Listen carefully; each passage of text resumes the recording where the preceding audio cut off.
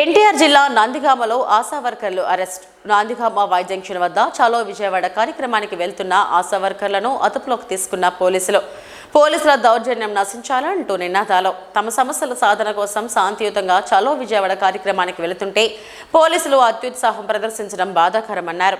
జగన్ ప్రభుత్వానికి రోజులు దగ్గర పడ్డాయని ఆశా వర్కర్లుగా మేము చేస్తున్న సేవను గుర్తించకపోగా, సమస్యలను పరిష్కరించకపోగా అక్రమ అరెస్టులు చేయడం దుర్మార్గమని మండిపడ్డారు ఆశా వర్కర్లు.